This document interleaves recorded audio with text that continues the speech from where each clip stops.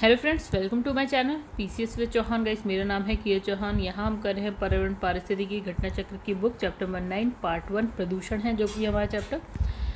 तो दोस्तों, अगर वीडियो पसंद है तो लाइक करिएगा, सब्सक्राइब करिएगा, कमेंट करके जो बताइएगा कैसे लगी, एंड शेयर करिएगा अपने दोस्तों को जिसको भी बुक पढ़नी हो। स्टार्ट करने से पहले विषय सूची की बात करेंगे। चैप्टर नंबर 1 से हम लोगों ने स्टार्ट किया। हम पहुँच चुके हैं चैप्टर नंबर 9 पे। तो दोस्तों, आगे भी देख लीजिए हमें और क्या क्या करना है, उसके बाद ये बुक हो जाएगी ख़त्म।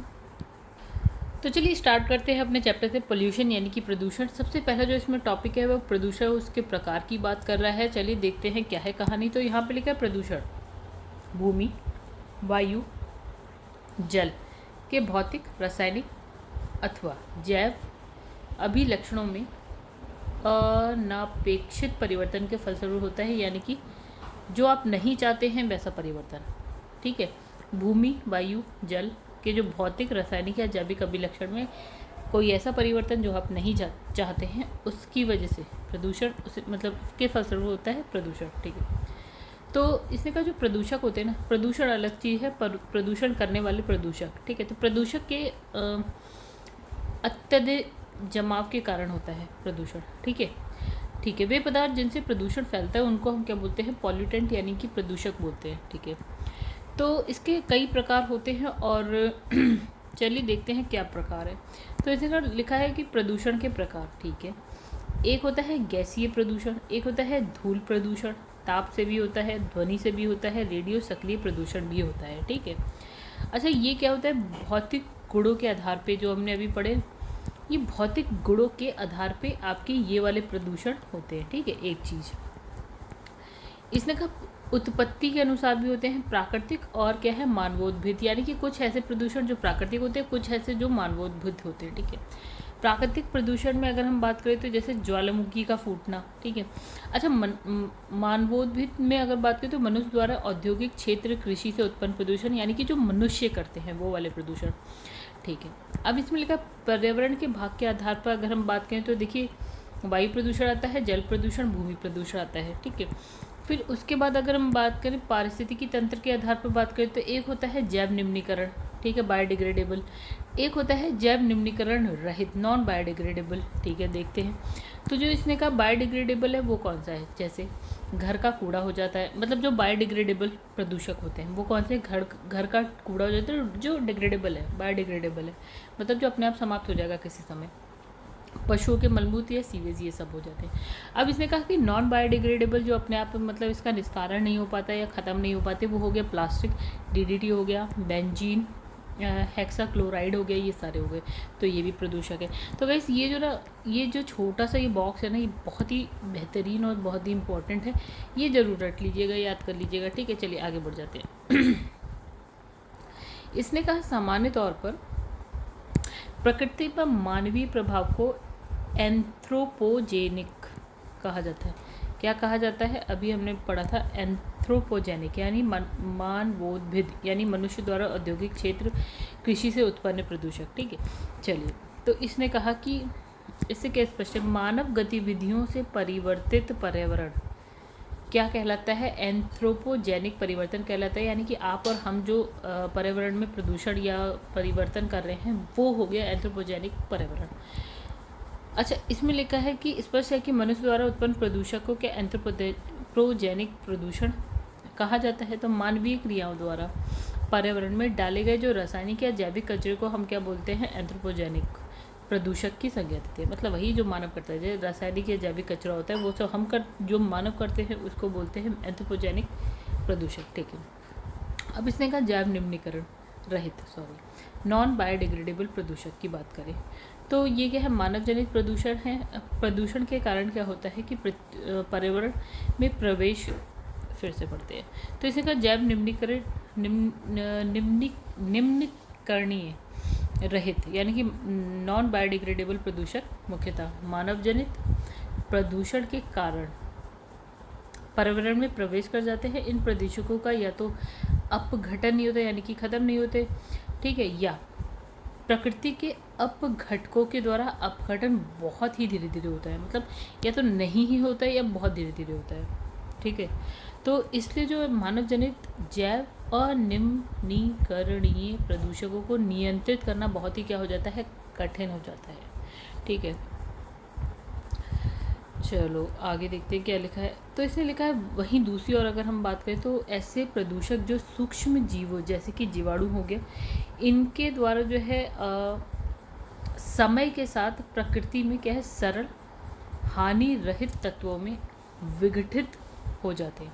मतलब इसने कहा प्रदूषण जो इनकी हेल्प से जो है विघटित हो जाते हैं यानी कि ख़त्म हो जाते हैं, वो होता है बायोडिग्रेडेबल प्रदूषक यानी कि जैव विघटित प्रदूषक। तो इसने कहा जो ये बायोडिग्रेडेबल पॉल्यूटेंट्स है उसके उदाहरण की बात करें तो ये जैसे घरेलू अपशिष्ट हो गया यानी कि घर का जो कचरा होता है वो हो गया, मूलमल मूत्रमल हो गया, फिर इसमें वाहित मल, ये सारी चीज़ें आ जाती हैं। तो ये सब क्या है, प्रदूषण तो है लेकिन जैव बायोडिग्रेडेबल है। अच्छा, इसने कहा जैव निम्नीकरणीय प्रदूषण, जैव विघटित प्रदूषण जैसे कि घर का कूड़ा, पशुओं का मलमूत्र, सीवेज इत्यादि को का जो है अपघटकों द्वारा पूरी तरह से अपघटन कर दिया जाता है यानी पूरी तरह से ख़त्म हो जाते हैं। इसलिए जैव निम्नीकरणीय प्रदूषकों को आसानी से प्राकृतिक तरीके से नियंत्रित किया जा सकता है, जैसे कूड़ा, फिर वही सब जैसे कूड़ा उपचार संयंत्र द्वारा सही तरीके से नियंत्रित कर लेने पर एक उपयोगी संसाधन साबित हो जाता है। ठीक है, और इसने कहा वे पदार्थ जो जैविक प्रक्रम द्वारा अपघटित होते हैं जैव निम्नीकरणीय कहलाते हैं यानी कि बायोडिग्रेडेबल कहलाते हैं। जैसे रबर जैव निम्नीकरणीय है। ठीक है, चलिए अब मानव जनित पर्यावरणीय प्रदूषक कहलाते हैं, एंथ्रोपोजेनिक। ठीक है, तो मनुष्य द्वारा उत्पन्न प्रदूषण को एंथ्रोपोजेनिक प्रदूषण की श्रेणी में रखा जाता है। मानवीय क्रियाओं द्वारा पर्यावरण में डाले गए रासायनिक जैविक कचरे को एंथ्रोपोजेनिक प्रदूषण की संज्ञा दी जाती है। जैव निम्नीकरणीय जो रहित प्रदूषक मुख्यतः मानव जनित प्रदूषण के कारण पर्यावरण में प्रवेश करते हैं। इन प्रदूषकों का या तो अपघटन नहीं हो पाता या फिर धीरे धीरे होता है। ठीक है, इसलिए मानव जनित जो जैव अनिम्नीकरणीय प्रदूषकों को नियंत्रित करना बहुत ही ज़्यादा कठिन हो जाता है। पूरा का पूरा पैराग्राफ सेम है, कुछ नया नहीं है। मानव गतिविधियों से परिवर्तित पर्यावरण क्या कहलाता है, तो वो कहलाता है एंथ्रोपोजेनिक पर्यावरण। ठीक है, तो इसमें भी कुछ नया नहीं लिखा है, वही सारी चीज़ लिखी है जो अभी हम पढ़ के आए हैं ऊपर। ठीक है, आगे बढ़ते तो गाइस नेक्स्ट यहाँ पे लिखा है कि जैव विघटित प्रदूषक कौन सा है जो बायोडिग्रेडेबल है। तो इसमें देखिए ये तो नहीं है, पारा भी नहीं है, वाहित मल है। ठीक है, तो गाइस ऐसे प्रदूषक जो सूक्ष्म जीवों जैसे कि जीवाणु द्वारा समय के साथ प्रकृति में सरल हानि रहित तत्वों में विघटित कर दिए जाते हैं, जैव विघटित प्रदूषक कहलाते हैं। जैव विघटित प्रदूषकों के कुछ उदाहरण की बात करें तो कचरा हो गया, मलमूत्र हो गया, वाहित मल हो गया।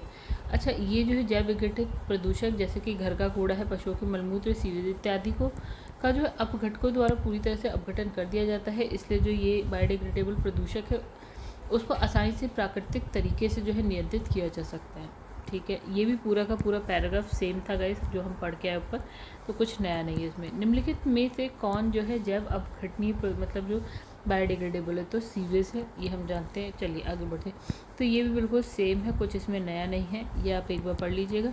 निम्नलिखित में से कौन सा जैव निम्नकरणीय है यानी बायोडिग्रेडेबल है, तो यहाँ पे आंसर है आपका रबड़, ना कि प्लास्टिक, ना पॉलीथीन, ना पारा। ठीक है, आगे बढ़ते हैं।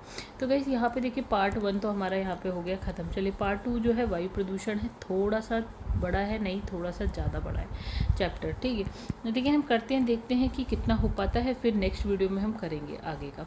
तो देखिए यहाँ पे लिखा है वायु प्रदूषण की बात कर लेते हैं। तो इसने कहा हाँ, स्टार्ट करने से पहले एक बात, अगर आपको वीडियो पसंद आई तो वीडियो को लाइक जरूर करिएगा, एंड चैनल को सब्सक्राइब नहीं किया तो चैनल को सब्सक्राइब कर लीजिएगा।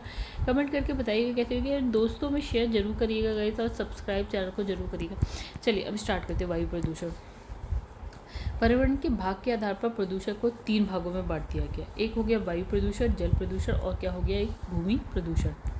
चलिए, जब मानवीय या प्राकृतिक कारकों से वायुमंडल में जो उपस्थित गैस है उसके निश्चित अनुपात में अवांछनीय परिवर्तन हो जाता है तो इसे हम वायु प्रदूषण कहते हैं। मतलब इसने कहा अगर हम कह रहे हैं कि वायुमंडल में नाइट्रोजन है, ऑक्सीजन है या कार्बन डाइऑक्साइड, कोई जो भी गैस है उसका एक परसेंटेज होता है कि नाइट्रोजन वायुमंडल में इतने परसेंट है, ऑक्सीजन इतने परसेंट है, और क्या है कार्बन डाइऑक्साइड या जो भी गैस है वो उसका एक परसेंटेज होता है, ABC जो भी कह लो आप। ठीक है, इतने परसेंट है वायुमंडल। अगर इस परसेंटेज में परिवर्तन होता है, मतलब इन गैसेस की परसेंटेज में परिवर्तन होता है, तो हम इसको क्या बोल देते हैं, वायु प्रदूषण।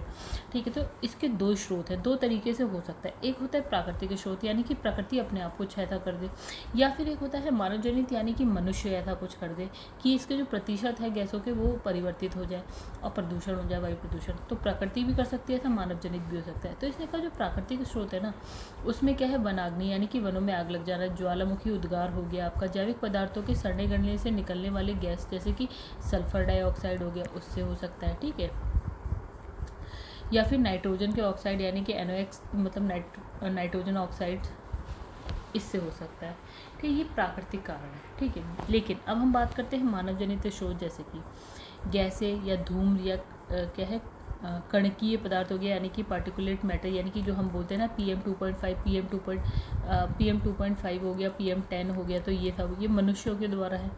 जैसे ऊष्मा ईंधन को जलाने से हो गया, लकड़ी को जलाएं आप तो उसकी वजह से प्रदूषण होता है, तो ये सब मानव जनित है। ठीक है, इसी का लकड़ी, कोयला, डीजल, पेट्रोल इत्यादि को जलाने से विभिन्न प्रकार की गैस और धुआं उत्पन्न होता है। बिल्कुल हम लोग जानते हैं कोयला, पेट्रोल, डीजल इत्यादि, इनको जलाने से क्या है, कार्बन और नाइट्रोजन के ऑक्साइड वायु में आ जाते हैं, और जिसकी वजह से क्या होता है, वायु प्रदूषण होता है। मतलब इसने कहा कि अगर हम ये सब चीज़ें जलाएं, यानी कि कोयला, पेट्रोल, डीजल, तो क्या क्या आ सकता है वायुमंडल में, कार्बन बढ़ जाएगा बहुत ज़्यादा, नाइट्रोजन के ऑक्साइड ऑलरेडी, ठीक है, ये बढ़ जाएगा, तो इसकी वजह से क्या हो जाएगा, वायु प्रदूषण। इसने कहा वायुमंडल में वर्षा और ओस द्वारा धुआं, धूल, गैसीय अपशिष्ट पदार्थ से वायुमंडलीय स्वच्छ वर्षा, ओस द्वारा धुआं, धूल, गैसीय अपशिष्ट पदार्थों से वायुमंडल स्वच्छ हो जाता है।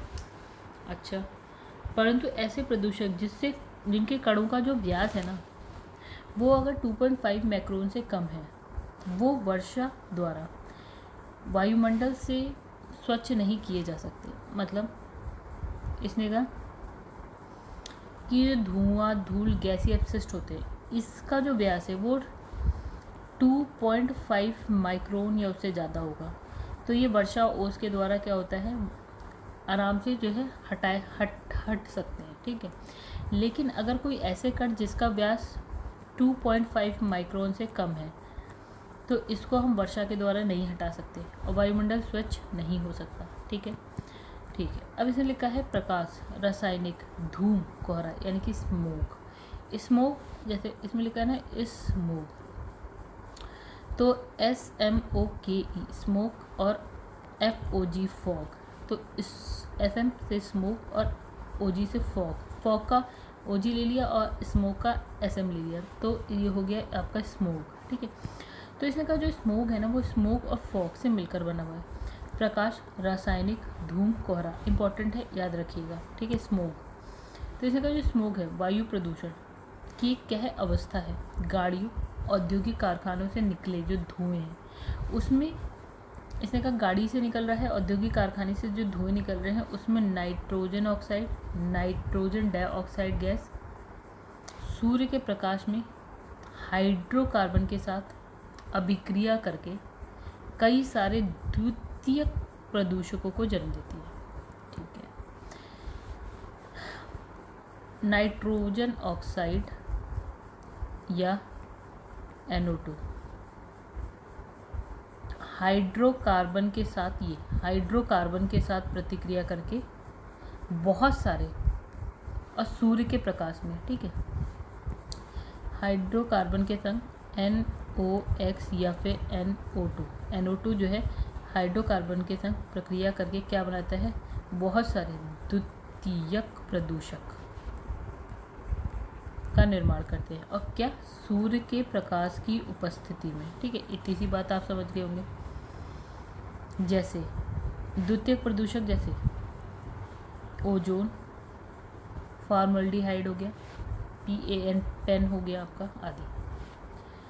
तो लिखा है कि ये जो द्वितीयक प्रदूषक है ना, उससे प्रकाश, रासायनिक, धूम, कोहरा, यानी कि जो हमने पढ़ा था ना SMOG स्मोक उत्पन्न होता है।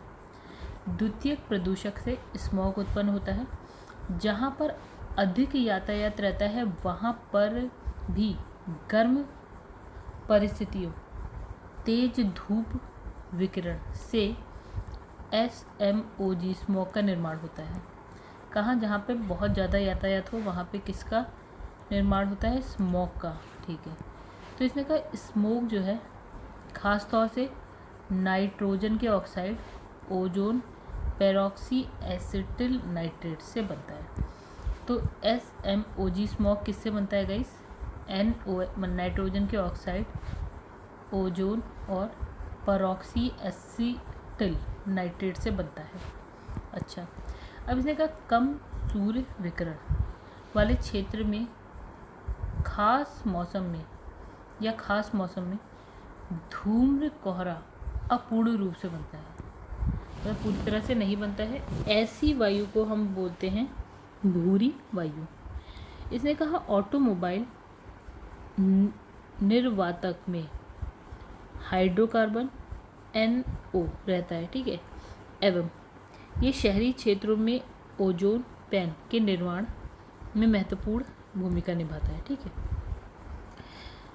अब कुछ शहर होते हैं जिसको हम बोलते हैं मेट्रोपॉलिटन शहर में गाड़ियों, औद्योगिक कारखाने से निकलने वाले जो धुएं, उसमें carbon dioxide, nitrogen dioxide, carbon monoxide, sulphur dioxide, सीसा, ओजोन, ये सब होता है। कहाँ पे, मेट्रोपॉलिटन शहरों में क्या होता है, जहाँ गाड़ियों और जो औद्योगिक कारखाने उससे क्या क्या निकलता है एटलीस्ट आपको पता होना चाहिए। कार्बन डाइऑक्साइड निकलता है, नाइट्रोजन डाइऑक्साइड, कार्बन मोनोऑक्साइड निकलता है, फिर सल्फर डाइऑक्साइड निकलता है, उसके बाद सीसा है, ओजोन निकलता है। ठीक है, ये सारी चीज़ें निकलती हैं। अब इसका प्रकाश धूम्र कोहरे के निर्माण को रासायनिक क्रिया के माध्यम से इस प्रकार दरअसल धूम्र कोहरे की बात करते हैं। देखिए, इंजन के भीतर की अभिक्रिया, मतलब जो गाड़ी का इंजन है ना उसके अंदर क्या हो रहा है, इसने कहा N2O2 ऑक्सीजन मिला के क्या है 2NO। ठीक है, वायुमंडल पे होने वाली अभिक्रिया की बात करते हैं जो वायुमंडल में हो रही है, ये तो इंजन में हो रही है। वायुमंडल में फिर ये जो 2NO है ना, ये फिर ऑक्सीजन के संग क्रिया करेगा और क्या, नाइट्रोजन डाइऑक्साइड बनाएगा। ठीक है, वायुमंडल में ये काम हुआ। अब क्या होता है कि NO2 हो गया, नाइट्रोजन डाइऑक्साइड जो है आपका सूर्य के प्रकाश अल्ट्रावायलेट किरण है। ठीक है, उसमें क्या करेगा ये कि NO और यहाँ से एक ऑक्सीजन टूट जाएगा, मतलब एक ऑक्सीजन परमाणु बाहर हो जाएगा, अलग हो जाएगा। तो यहाँ से ये वाला O अलग हो गया, NO2 से O अलग हो गया ये वाला। ठीक है, अब क्या होगा, ये O क्या करेगा ना, ये O एक ऑक्सीजन के साथ क्रिया करेगा और क्या बना देगा, ये O3 यानी कि ओजोन बना देगा। ठीक है, अब देखो क्या हुआ, ये तो बना दिया इसने ओजोन। ठीक है, यहाँ ओजोन बन गया, यहाँ NO ऑलरेडी है तो NO प्लस ओजोन हो गया यहाँ पे। फिर इसने नाइट्रोजन डाइऑक्साइड बना दिया और यहाँ पे ऑक्सीजन बना दिया। अब यहाँ पे देखिए क्या हो गया, HCNO2 जब क्रिया करेंगे तो यहाँ पे NO2 बन गया और यहाँ हो गया पैन बन गया। ठीक है, तो लिखा है मनुष्य में इससे आँख, नाक, गले में जलन, श्वसन संबंधी समस्या उत्पन्न हो जाती हैं।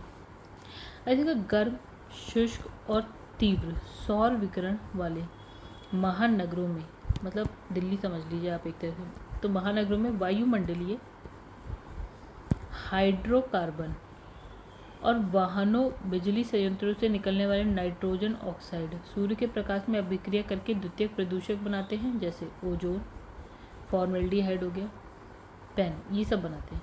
तो इन अभिक्रियाओं को प्रकाश रासायनिक अभिक्रिया कहते हैं। इसमें सूर्य के प्रकाश, रासायनिक प्रदूषण दोनों शामिल होते हैं। तो हम इसे क्या बोलते हैं, देखिए इसमें क्या है, सूर्य का प्रकाश है तो प्रकाश, रासायनिक प्रदूषण तो रासायनिक अभिक्रिया, ये दोनों चीज़ें होती हैं, मतलब सूर्य का प्रकाश और रासायनिक प्रदूषण दोनों चीज़ें होती हैं।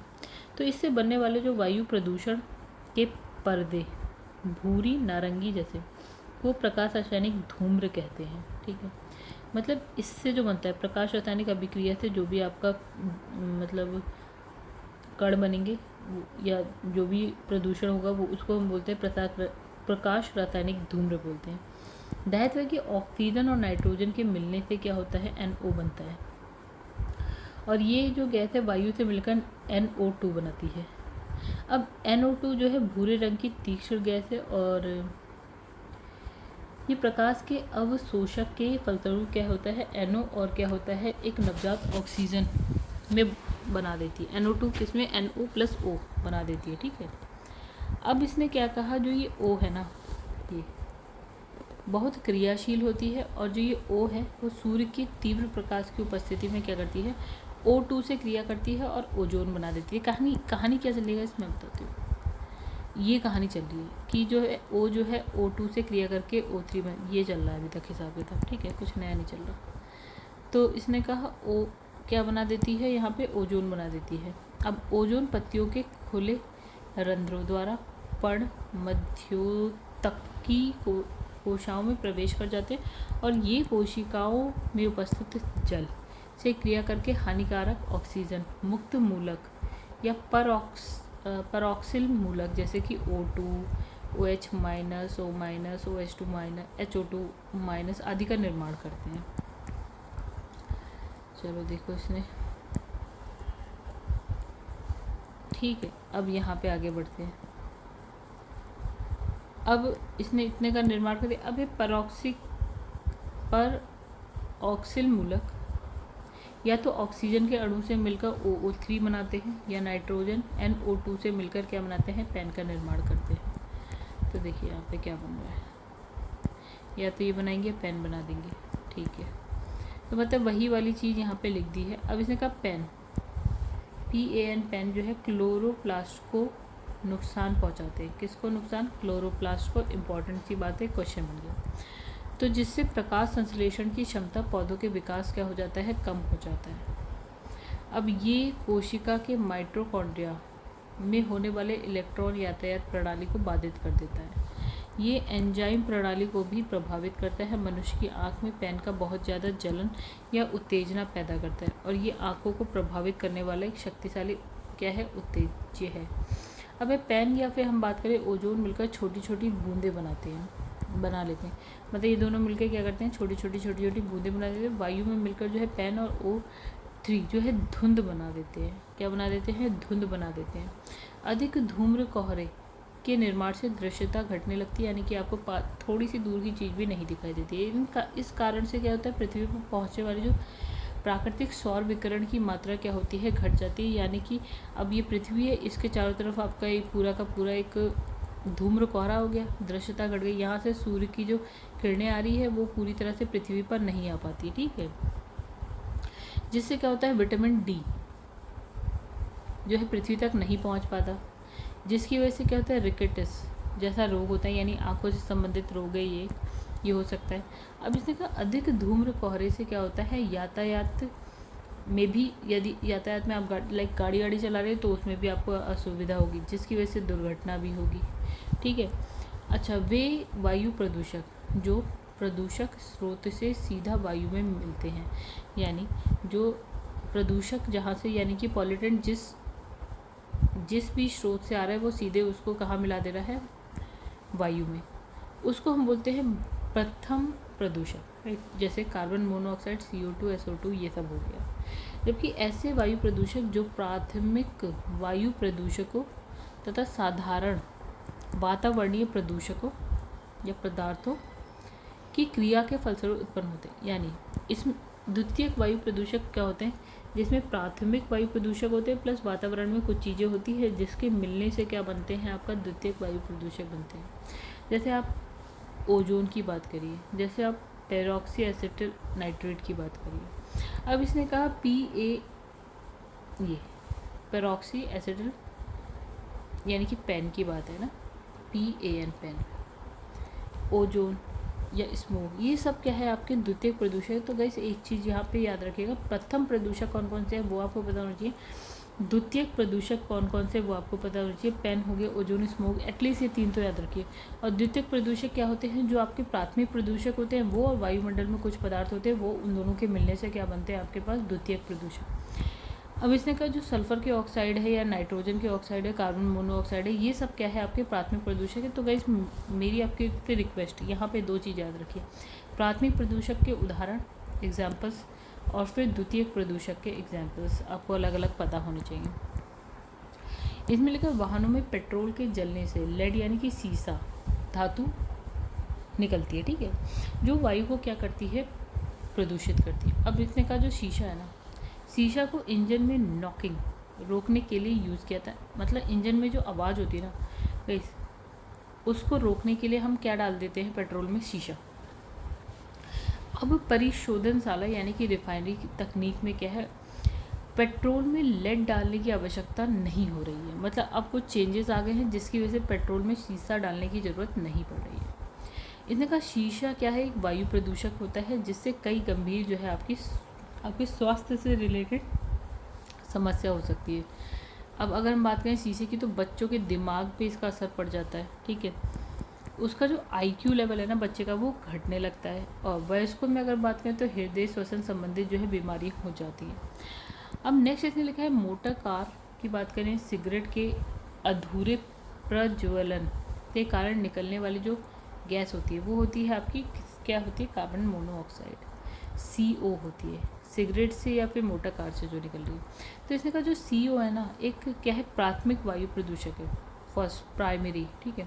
ये क्या होता है? रंगहीन होता है, बहुत ही ज़्यादा विषैला होता है।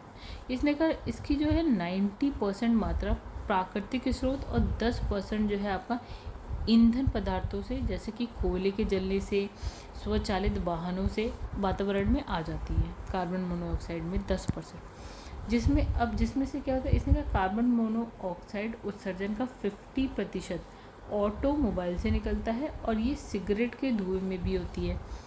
फिर इसने कहा ये जो है वायुमंडल में कम समय के लिए रहती है और जिसका ऑक्सीकरण CO2 में हो जाता है। मतलब अगर हम CO की बात करें तो थोड़े ही समय के लिए वायुमंडल में रहती है, लेकिन फिर क्या होता है ना, इसका ऑक्सीकरण किस में हो जाता है? ये कार्बन डाइऑक्साइड में बदल जाती है।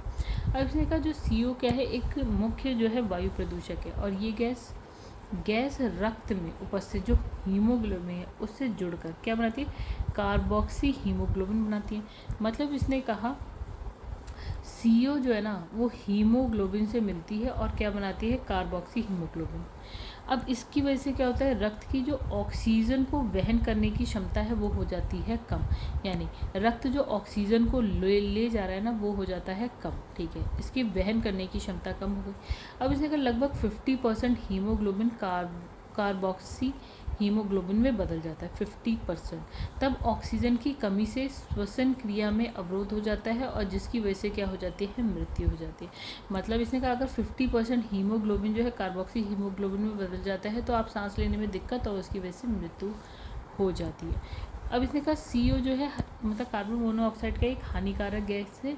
जब ये हमारे फेफड़े में प्रवेश करती है तो रक्त में हीमोग्लोबिन की कमी हो जाती है। अच्छा, तो ये गैस क्या है? हीमोग्लोबिन अणुओं से ऑक्सीजन की तुलना में 240 गुना से 300 गुना अधिक तेज़ी से संयुक्त हो जाती है। मतलब इसने कहा हीमोग्लोबिन अणुओं से मिल जाती है।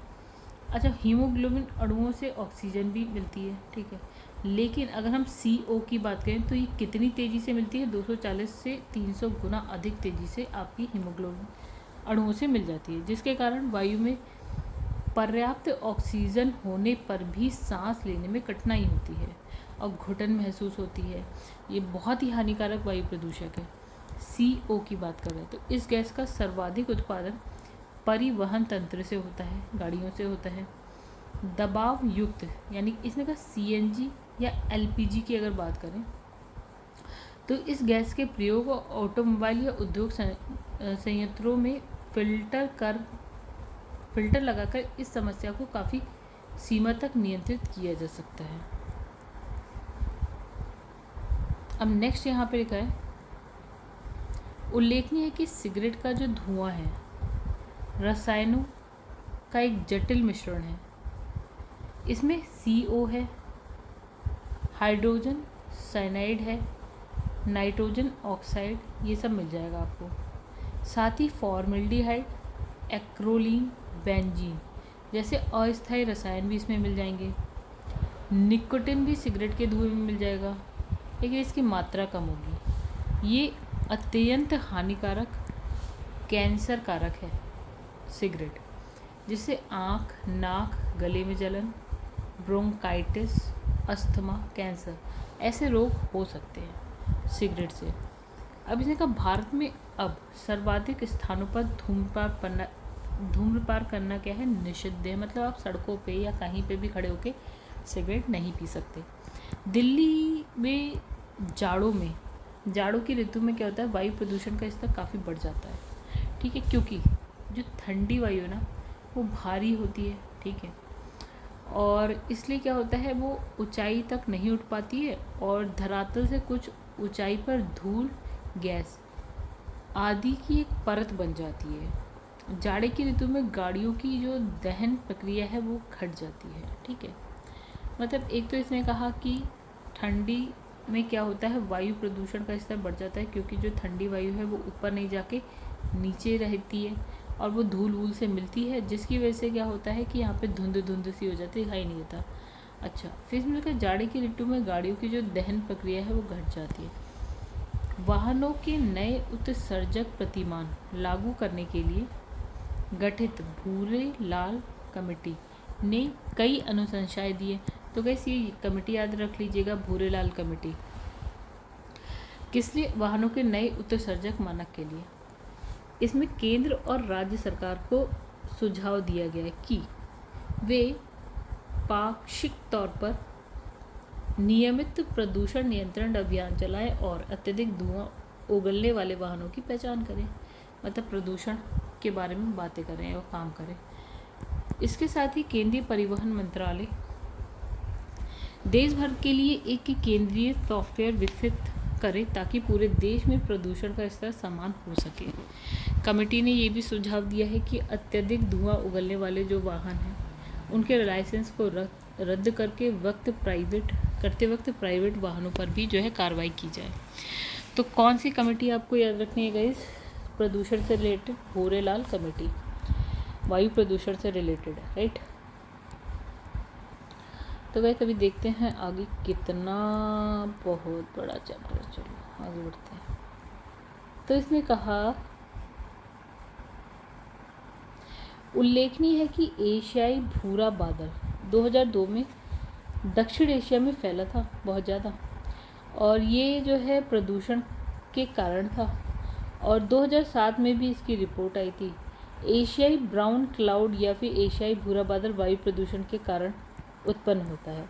तो इस घटना में क्या, वायु प्रदूषण से जनित भूरे बादलों की एक परत बन जाती है जो प्रत्येक वर्ष जनवरी से मार्च के महीने में आपको दक्षिण एशियाई क्षेत्र में दिखाई देगी। 2008 में इसकी दूसरी रिपोर्ट में क्या था, यूएनईपी के हवाले से बताया गया कि ब्राउन क्लाउड के जो है हॉट स्पॉट एशिया के साथ साथ क्या है, दक्षिण अमेरिका अमेजन बेसिन में भी हैं।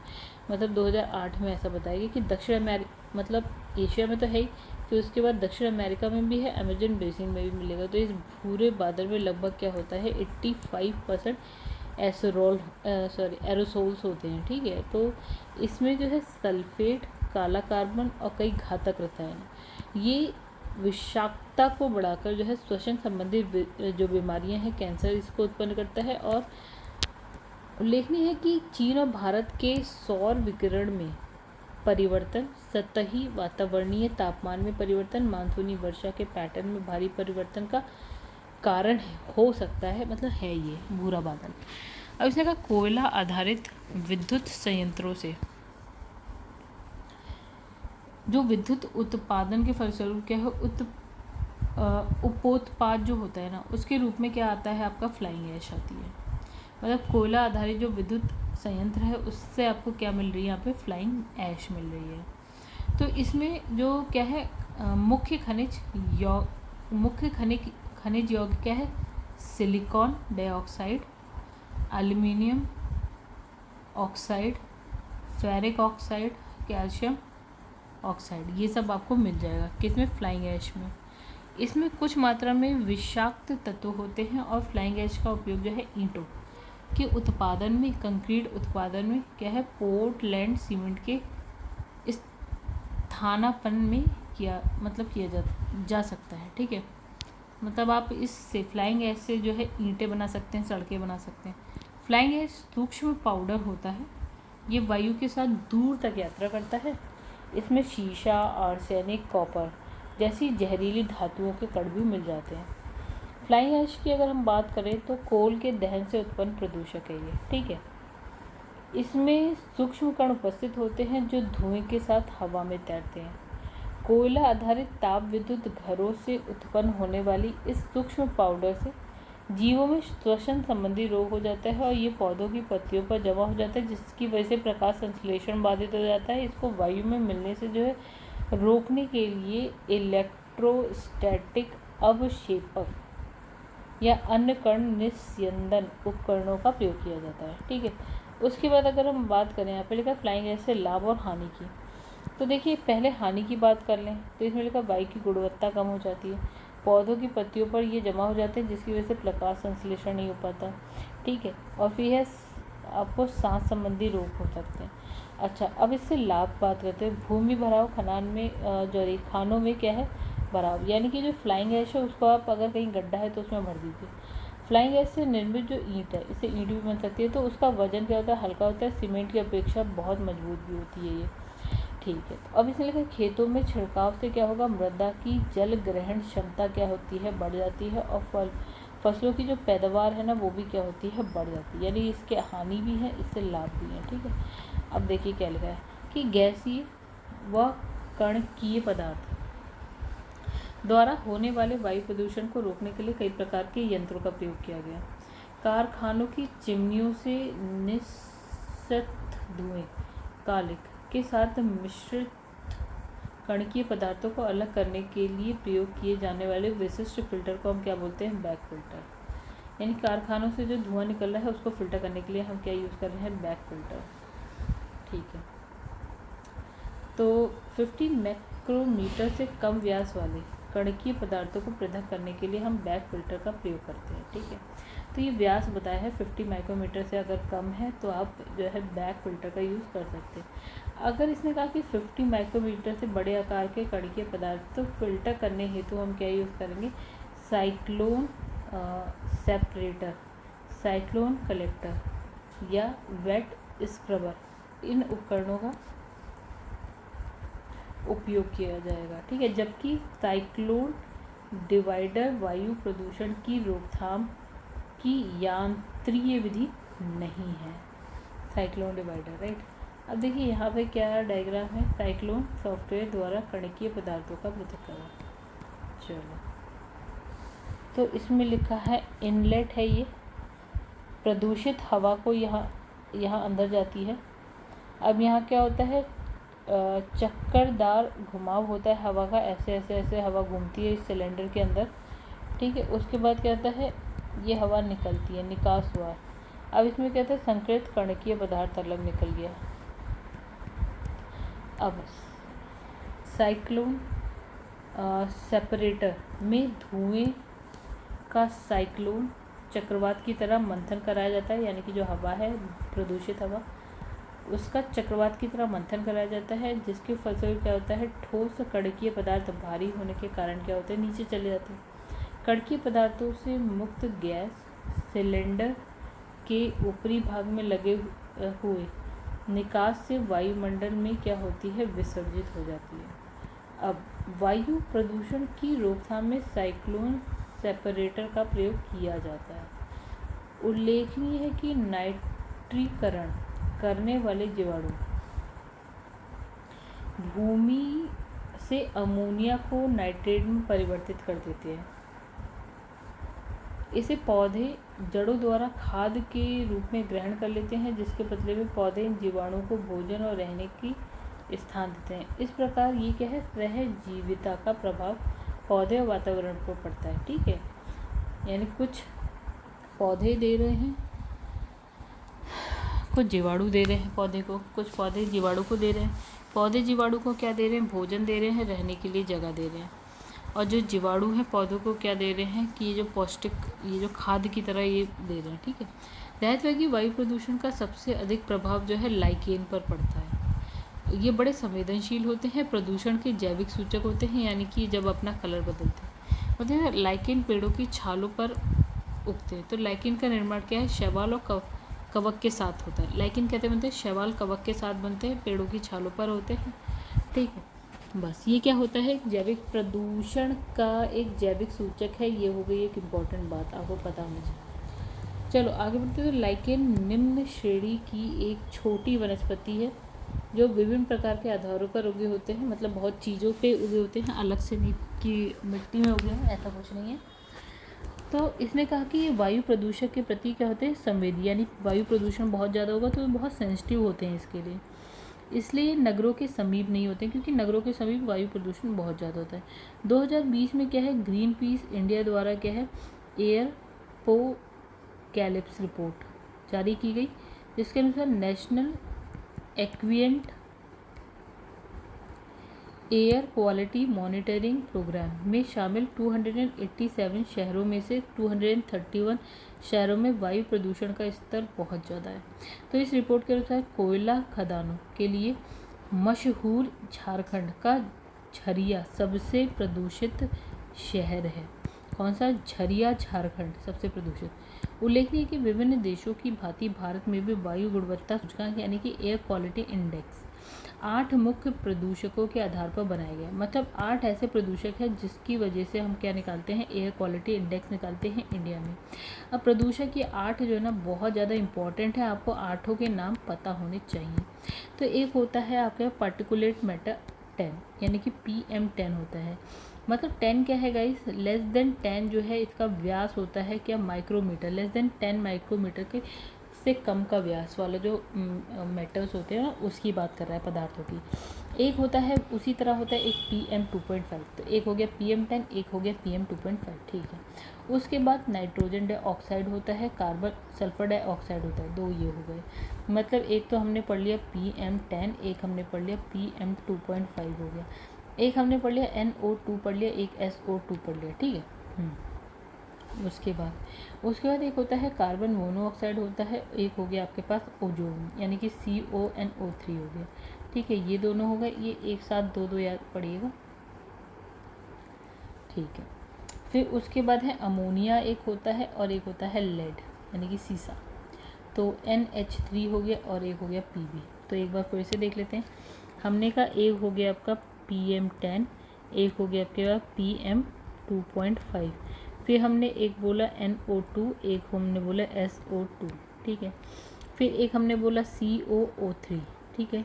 फिर हमने एक बोल दिया आपका अमोनिया NH3 और एक हो गया PB यानी कि लेड यानी कि सीसा। तो ये 8 जो है जिसकी वजह से हम क्या निकालते हैं, एयर क्वालिटी इंडेक्स निकालते हैं। ये देखते हैं कि कितना है, कितना कम, कितना ज़्यादा है, ठीक है। तो इसने कहा जो कार्बन मोनोऑक्साइड और ओजोन है को 8 घंटे के औसत में मापा जाता है, जबकि ये सभी प्रदूषकों को बाकी जो हैं उनको 24 घंटे के औसत पे मापा जाता है। मापन की इकाई NO2O3 कणिका युक्त पदार्थों के लिए माइक्रोग्राम प्रति क्यूबिक मीटर होती है। उल्लेखनीय है कि कार्बन मोनोऑक्साइड मीथेन का ग्लोबल वार्मिंग स्तर के मापन में जो है प्रयोग किया जाता है। यानी कि अगर आप ग्लोबल वार्मिंग में मापेंगे तो कार्बन डाइऑक्साइड और मीथेन दोनों को इसमें ऐड कर देंगे कि इसमें ग्लोबल वार्मिंग में भी देखेंगे। ऐसे का वायु गुणवत्ता सूचकांक 6 श्रेणियाँ लिखी है। देखिए अब जैसे ना आप देखते हैं कि आपके शहर की वायु गुणवत्ता का जो सूचकांक है वो क्या है।